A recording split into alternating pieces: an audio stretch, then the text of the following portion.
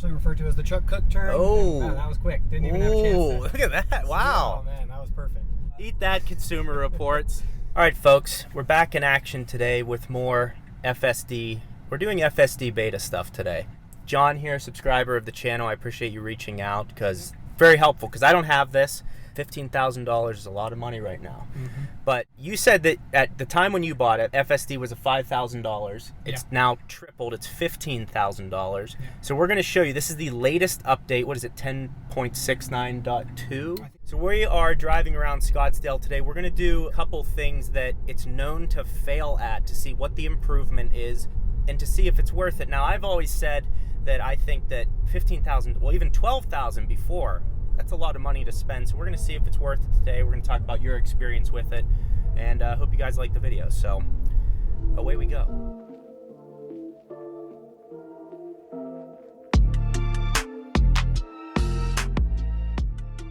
And another thing that we were discussing earlier is, you know, I've always talked about the licensing. I personally think it should be transferable, especially for someone like you who jumped in really early. You're spending $5,000 years ago. So what model is this again, so everyone knows? Yeah, this is a 2019 Model 3. It's a long-range rear-wheel drive.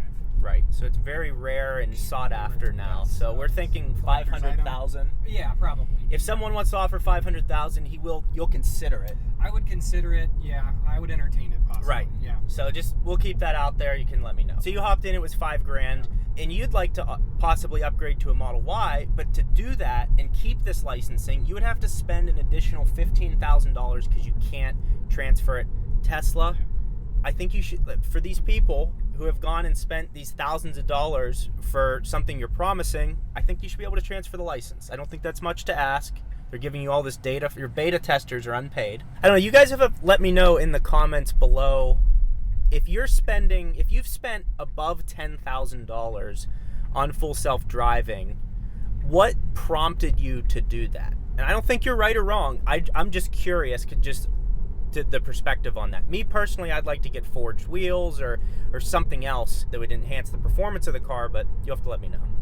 This little like kind of curved turn up here that it'll go through, for whatever reason, the last few times I've gone through it, as it's going through the curve, it'll just start to brake and it would come to a full stop. It came to a full stop almost one time, and then I had to press the accelerator. So I'm curious to see if that's changed with this new update, because I don't know why it's doing that. There's no stop signs or anything that would throw it off, so I'm not really sure why, but we'll get to see, I guess, what, if anything's changed with it. And the other thing that I don't have full self-driving, but on autopilot, there's like two areas on the 101 where my car every time will phantom brake. So have you experienced like a consistent area where it messes up? I guess you just mentioned this one for sure, but nothing on the 101. The only thing I have noticed on the 101 though, when I'm in autopilot, since they've been doing the work on it and it's kind of the temporary lanes, is I'll feel the car kind of doing this a little bit. Yeah. I think the lanes are maybe a little off because they're not the permanent ones yet. But other than that, I definitely haven't noticed anything on the 101 specifically that it consistently does wrong. So I'm impressed. When it's raining, I've been in rain and then in temporary lanes, and the car knows where to go. That's so impressive to me. The first night I got beta was Christmas Eve of December last year, and it was just pouring rain. I actually had trouble even getting it to engage to turn on because it was so bad. But a little bit of braking, but not. Yeah, but still, we're doing well. And now, before owning a Tesla, were you a car person? Were you, like, how into it? Did Tesla get you more interested? I have always been and still am a big car guy, just in general. Love cars, always loved cars. Yeah. But certainly the electric side of things was inspired by Tesla. I remember watching a video at my parents' when I was younger, and it was, I want to say like in 2010 or 2011, and it was just talking about the Roadster at the time. Oh, yeah. And I just thought that was the coolest thing.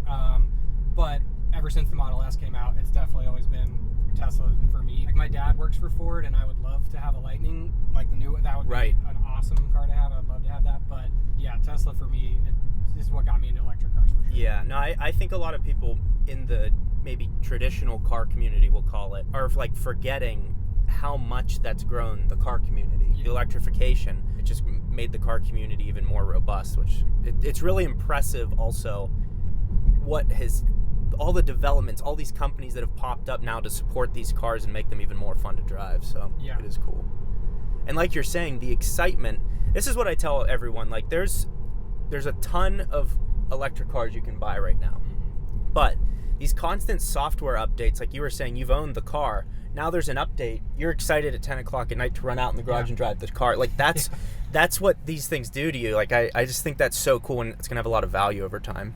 And it's meaningful updates, because there are other cars that have updates and stuff, but this is like a drastic change. This car 3 years ago compared to what it is now, just the UI and everything with it, in addition to FSD, is light years better than it was. So it is cool to have that feature with a car. And for value, if this wasn't capable of updating, your car value would dip. Oh, yeah. I bet you'd make probably a profit. What did you buy this for? So my total out the door cost was $51,500. Yeah. When I bought it. You could easily break even on that right now. I mean, that's just it's crazy. We were talking about this earlier with the license of being able to potentially transfer FSD to a new car. Yep. Even if they don't necessarily do that, I wish that there would be something where maybe if you were trading your car into Tesla specifically, that you would get a percentage or something of it off or whatever. That's a cool color. Yeah. Like some kind of adjusted amount if you do if you're trading, because right now if you trade in FSD to Tesla, you get nothing, and they benefit charge for that. So, which is fine. Hey, capitalism is great. I love that, but like it would just be nice to have that, like you said, especially for people that did jump in super early on it. Yeah. I just don't get, like, they're telling us it's worth $15,000. Right. When you trade your car to them, it's worth $0. Yes. So what does that say to the consumer? That's what I don't understand. Yeah, and I have to apologize to the cult. You gotta watch. Yeah, I mean, the shareholders are they watch. Yeah. Overall, this drive has been this is really good. Noticeably, I would say, better than the update I had before. Which that update, and of course, right on time. We're doing it. We're doing it. It was. I had that, we had that last update for a long time. I think it's been maybe 3 or 4 months since the last, big update. Yeah. Something like that. So it's nice to see, a big jump or a big improvement, I would say. I mean, we could have taken a nap on this trip. Yes, yeah. We did have a few cocktails before this. So. Right, we are very drunk. Yeah. And it's early. But that's the thing about the cult is we're just trying to make it better. Let's see what happens. All right, yeah, so here we go. We're at a stop. Just trying to figure it out. Creeping, and going.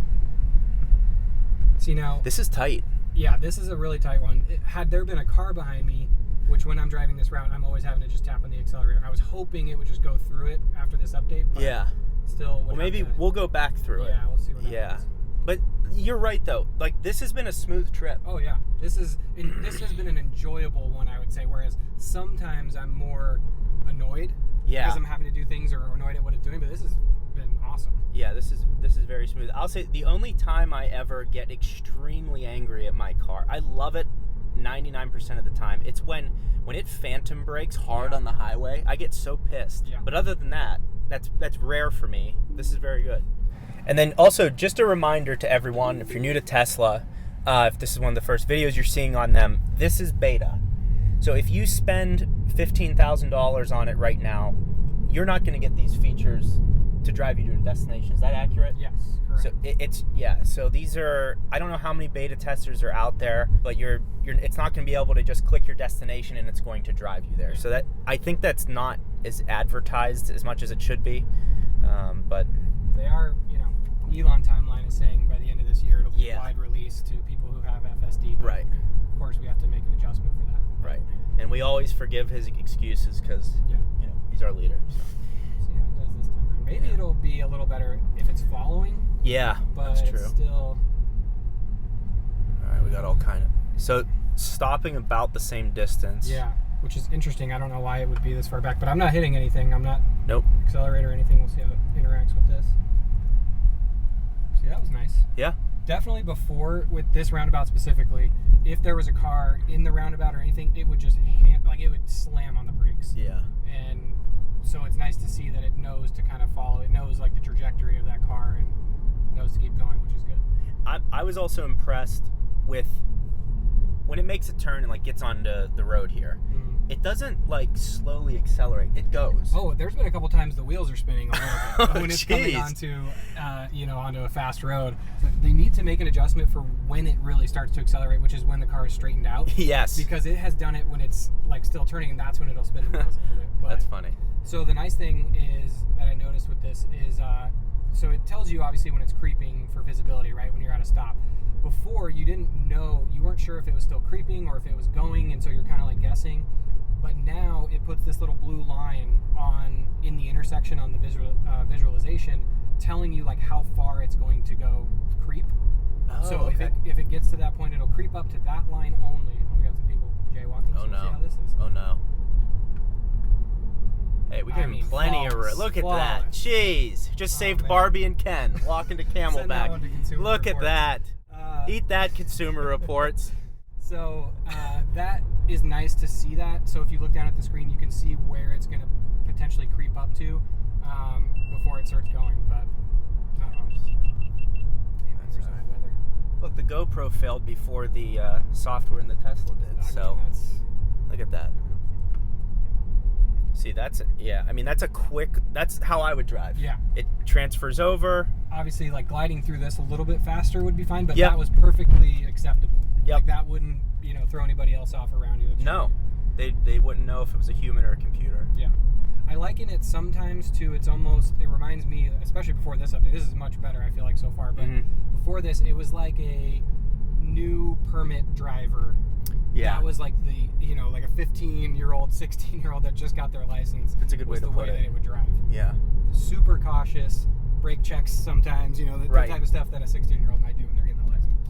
No, I mean, this has been, the only thing has been that roundabout. Yeah, and the round and the curve. Yeah, a little stoppage there. But again, I look at it like, okay, it's learning. It's trying to figure out. I'd rather it be like that than just run over the center. And of that's something that, again, because I know that is coming now, every time I do that drive and I'm going down that curve, I know I just have to barely tap the accelerator when it gets to that point, and it then just knows to keep its speed and keep going.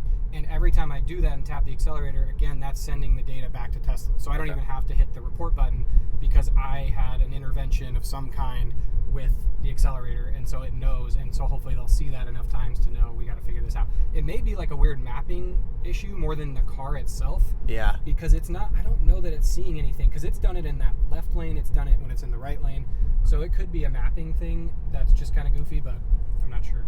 Yeah. I'm impressed with this. I'm impressed with this, but I don't know that I could pay $15,000 for it. No, not Like even if it was $5 still, Mm-hmm. even though I make YouTube videos on Tesla and that's how I make, I would still be like, I would have to think about that for a little bit. Yeah. So that's where I just think they would sell so many more and have so much more data at that $5,000 price point. I don't know. It's not like they're gonna be like, oh, okay, we'll switch it back. Yeah, this is definitely what I'm like hoping for with this. Like when I get in and do this, this is the type of drive I want to have, where I'm okay with still needing to take over in some weird one-off scenarios if there's a weird construction thing or whatever. But to be able to have this drive on one of my normal everyday drives like this is like awesome. This is a huge improvement over the 2 previous drives I've done on FSD. Really appreciate you reaching out and showing this to the audience, because this is really useful information. Yeah, this is really well done. I'm happy that the improvements are happening.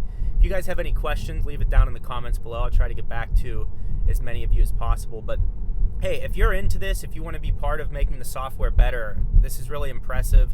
Not only is it cool to show people, but when you intervene in the fact that goes back to Tesla and they're able to make their software better, that's a really cool function of the car. In the last video I did on this, we went through a construction and had all kinds of issues. Let's see how it does. Probably need to slow down. Yeah.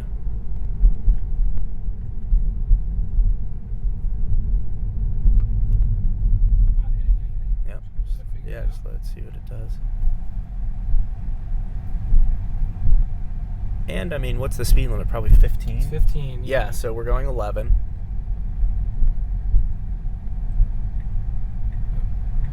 Trying to get into that lane.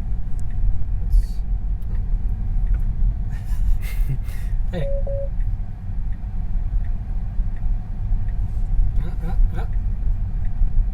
Oh, we got someone behind us now. Yeah, I got For I thought that was a cop. Yeah. Oh, we would have definitely been pulled over. Yeah. Where are you guys coming from? So, I mean, that was not bad. Yeah, when it tried to get into that lane. But right. It was trying to get out of what would normally be the lane you wouldn't drive in. So. Yeah. And that is, see, those are the things that are so one-off to me. Yeah. And also when they say, you know, like, oh, you'll be able to use your car as a robo-taxi, that's where I worry.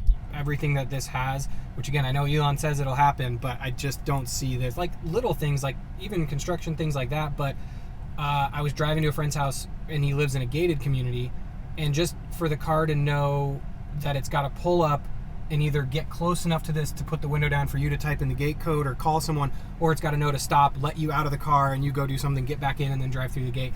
Little things like that will take a lot of work. Yeah, it would almost have to be like fully integrated into everything. Yeah. So Audi has the system where it knows what the lights are going to be doing like ahead of time. It has all the time. It has a countdown system of when the light's going to go. So the technology is out there for certain situations. But yeah, I that's where I caution people to, like, they're like, oh, I'm buying this car to have a robo-taxi fleet. I'm like, we don't. Yeah. You're investing a lot of money in a hope, you know. And then now they've said robo-taxis are not going to be passenger cars; they're going to be these separate vehicles. Right. Yeah. I definitely had no delusions of grandeur that I would buy this and it would earn me money. It's going to be making when you go to bed. Yeah.